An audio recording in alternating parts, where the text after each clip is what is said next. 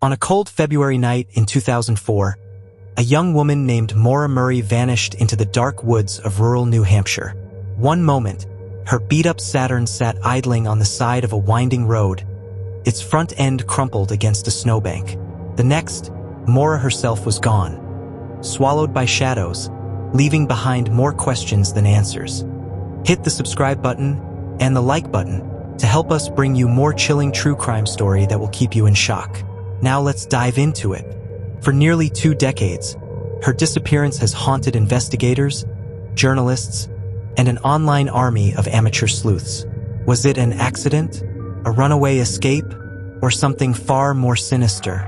This is the story of one of America's most baffling missing person cases, the disappearance of Maura Murray.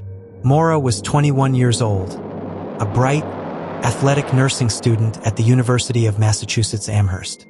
By all accounts, she had promise. Smart, determined, and hardworking. But beneath the surface, her life was more complicated than it seemed. She was the daughter of Fred Murray, a man fiercely devoted to his children, though their relationship sometimes strained under the weight of expectations. She had a boyfriend, Bill Roche, a West Point graduate stationed in Oklahoma, and she was balancing the pressures of academics with the struggles of young adulthood. On the weekend before her disappearance, Maura's father visited her in Amherst. They went car shopping, looking for something reliable to replace her aging Saturn sedan. That Saturday night, Maura borrowed Fred's brand new Toyota Corolla to attend a party. But the night ended in disaster. Driving back from the party, Maura crashed the Corolla into a guardrail. It was a costly mistake, over $10,000 in damage. Fred was upset, but instead of berating her, he reassured her. They would work it out with insurance. Life would go on. But what no one could have predicted was that just 36 hours later, Maura herself would disappear into thin air. On Monday, February 9th, 2004, Maura's actions became increasingly mysterious. That afternoon, she emailed her professors, claiming she had a family emergency and would be gone for a week. She also made phone calls, one to her boyfriend, one to a rental agency in New Hampshire, and one to a woman about lodging in the White Mountains. She packed up belongings from her dorm room, boxes, personal items, even pictures from her walls. All were packed neatly into her car. In her desk, she left a printed email she'd written to Bill, detailing troubles in their relationship. It was as though she was preparing to leave her life behind. By 3:30 p.m., Maura was on the road. Surveillance footage later captured her withdrawing cash from an ATM, $2.80. Then, she stopped at a nearby liquor store, purchasing wine, vodka, and Bailey's Irish Cream. She placed them in her Saturn and began driving north, away from campus, away from her friends, away from everything she knew. But where was she going? And why? That night, at approximately 7:30 p.m., Maura was driving along Route 112 in Haverhill, New Hampshire, a desolate, rural stretch of road surrounded by dense forest. Snow lined the shoulders, and darkness had already swallowed the sky. Somewhere along a sharp curve, she lost control of her Saturn. The car spun, skidding into a snowbank. The front end crumpled, the airbags deployed. The impact was loud enough for nearby residents to notice. A school bus driver named Butch Atwood stopped to check on her. He saw a young woman, shaken but unharmed, standing next to the disabled car. He offered to call for help, but Maura declined. She told him she had already called AAA, a claim that couldn't have been true, since cell service in that area was virtually non-existent. Butch drove home, uneasy. He phoned police at 7:42 p.m., reporting the crash. When officers arrived just minutes later, Maura was gone. Her car remained on the roadside, engine still warm. Inside, police found an unsettling scene. The bottles of alcohol she had purchased, one partially consumed. A box of wine spilled across the back seat. Her AAA card, gloves, CDs, and makeup. A book on wilderness survival. But most chilling of all, her cell phone and credit cards were missing. It was as though Maura had stepped out of her car and vanished into the frozen night. Police immediately began searching the woods surrounding the crash site. Snow made tracking footprints nearly impossible. Bloodhounds traced her scent, but it vanished about 100 yards from the car, near the intersection of a side road. Did she willingly get into another vehicle? Was she picked up by a stranger? Or did she run into the woods, only to succumb to the cold? Theories multiplied. Some believed Maura intended to escape, perhaps from academic pressures, perhaps from personal struggles, perhaps even from her rocky relationship. Others believed she had been abducted. But one fact remained unshakable. No one had seen her since that night. Maura's disappearance split the community and the internet into factions. Supporters argue Maura planned her disappearance. The packed boxes, the emails, the cash withdrawal, the alcohol, it all suggested preparation. Maybe she wanted a break from life. Maybe she wanted freedom. But if she had run away, why didn't she ever resurface? No bank activity, no phone calls, no confirmed sightings. Others believe Maura left the scene of the crash, wandered into the woods, and died from exposure. Temperatures that night dipped below freezing. But despite extensive searches, no trace of her body was ever found. Not a scrap of clothing, not a bone. The most chilling possibility is that Maura was abducted. A young woman, alone on a dark road, vulnerable. Some speculate a passerby picked her up under the guise of helping, only to harm her. Others point to the possibility of a serial predator in the area. But which theory holds the truth? Fred Murray, Maura's father, never stopped searching. He haunted the roads of Haverhill, handing out flyers, knocking on doors, pleading for information. His anguish was palpable, his life consumed by the mystery. "My daughter did not run away," he told reporters. "Something bad happened to her. Someone out there knows." Every year, Fred returned to the crash site on the anniversary of her disappearance. He stood by the weathered tree where the Saturn once sat, staring into the woods as though expecting her to walk out at any moment. The pain in his eyes told a story of its own, a story of a father who refused to let his daughter be forgotten. As years passed, Maura's disappearance became one of the internet's first true crime obsessions. Message boards and podcasts exploded with theories, timelines, and wild speculation. Some pointed fingers at locals, others at her boyfriend, Bill. Some even accused her family of knowing more than they admitted. Theories stretched from reasonable to outlandish. Maura as a runaway, Maura living under a new identity, Maura a victim of human trafficking. But the truth remained elusive. The deeper investigators dug, the more contradictions they found. Why had Maura lied about a family emergency? Why had she packed her dorm room as though she wasn't coming back? And why, on that freezing night, had she chosen to drive alone into the wilderness? In 2019, 15 years after her disappearance, cadaver dogs searching near the crash site alerted to a specific property, a house not far from where her Saturn was found. Excavations began. The world waited, breathless. Was this finally the break investigators had prayed for? But nothing was found. The foundation beneath the house was clear. Once again, hope dissolved into despair. Maura's case remained unsolved. Even now, 2 decades later, questions linger in the icy air of Haverhill, New Hampshire. Was Maura running away from something? Or toward something? Did she fall victim to a predator lurking on Route 112? Or did she vanish by choice, her disappearance a carefully crafted escape?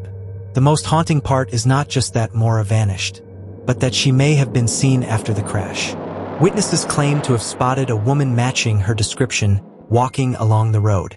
But those sightings were never confirmed. Could Maura have slipped into another life, leaving behind the wreckage of her past? Or was she already in the clutches of someone who made sure she was never seen again? The unexplained circumstances of her disappearance leave one chilling truth. Maura Murray's fate remains one of the most enduring mysteries in American true crime. And yet, hidden in overlooked details, in forgotten testimony, in shadows cast by that cold February night, lies a clue that could shatter everything we think we know about what really happened to her. The night of February 9th, 2004, remains frozen in time. Maura Murray's Saturn sat stranded on Route 112, airbags deployed, headlights dimming, a broken bottle of wine spilled across the back seat. Within minutes, she vanished into the darkness. But what happened after that crash has remained one of America's most confounding mysteries. Was it accident or intent? When investigators scoured the snowy woods around the crash site, they expected to find a body. The temperatures that night were brutal, the forest thick and unyielding. If Maura had simply wandered into the wilderness, exposure should have claimed her within hours. But search dogs picked up her scent, only for it to abruptly stop in the middle of the road. That detail became the heart of the mystery. Did Maura climb into another vehicle? So, was it voluntary or was she forced? The problem was that no one could agree. Some locals swore they saw headlights stopping near her car that night. Others claimed they spotted a woman, disoriented and cold, walking quickly down the road. But none of these accounts could be verified, and none led to Maura. She was gone, leaving behind a trail that seemed deliberately cut short. Attention soon turned to Bill Roche, Maura's boyfriend. The two had shared a complicated, sometimes turbulent relationship. Their emails revealed strain, jealousy, mistrust, distance. In the days following her disappearance, Bill flew from Oklahoma to New Hampshire, participating in the search. He spoke with police, but his behavior raised eyebrows. Some claimed he was evasive, others that he was overly controlling, even inserting himself into the investigation in unusual ways. Years later, troubling allegations about Bill's past surfaced. Reports of aggressive behavior, inappropriate conduct, and a history of volatile relationships. Online sleuths seized on this, fueling theories that Maura's disappearance was somehow tied to him. But was that fair? Bill was hundreds of miles away the night Maura vanished. Could he really have orchestrated something from afar? Or was he simply a grieving boyfriend caught in the storm of speculation? Fred Murray refused to give up. His conviction was absolute. Maura was the victim of foul play. She didn't run away. She didn't just walk into the woods. Somebody took her, he told reporters. His determination drove him back to New Hampshire year after year, canvassing neighborhoods, begging for tips. He even accused the police of mishandling the case, of refusing to treat it as a crime from the start. For Maura's siblings, the disappearance fractured their world. Some leaned toward believing she ran away, desperate to escape personal struggles. Others, like Fred, clung to the belief that she had been abducted. The divide was painful. Without answers, the family couldn't even agree on how to grieve. As months turned into years, Maura's case took on a life of its own online. Web forums buzzed with theories. Podcasts dissected every detail. Amateurs built elaborate timelines, mapping out Maura's final days down to the minute. Why had she told her professors she was leaving for a family emergency that didn't exist? Why had she packed boxes as though she wasn't coming back?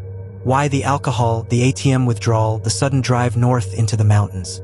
Each clue became fuel for speculation. Some insisted she'd planned a new life. Others believed she met a predator. The case became so popular that it was dubbed the first true crime mystery of the internet age.